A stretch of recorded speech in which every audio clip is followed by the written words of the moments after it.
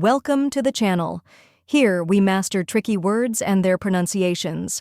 Today we're tackling the word punctilious. It might seem a little tricky, but by the end of this video, you'll be able to pronounce it with confidence. The correct pronunciation is punctilious. Let's break it down. First we have punk, which sounds like punk in punk rock. Next is till, which rhymes with pill and is the stressed syllable. Then comes e, which sounds like the e in sea. Finally, which sounds like USS in bus. Now let's put it all together, punctilious. Try repeating after me, punctilious. Now a little faster, punctilious. And at full speed, punctilious. Keep practicing and soon this word will feel natural to you. Now that you've mastered the pronunciation, let's go over the meaning.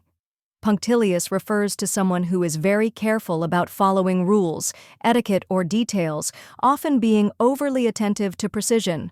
And that's it.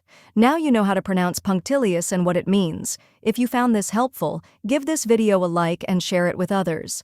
Comment below with any tricky words you'd like me to cover next, and don't forget to subscribe for more pronunciation guides. See you in the next video.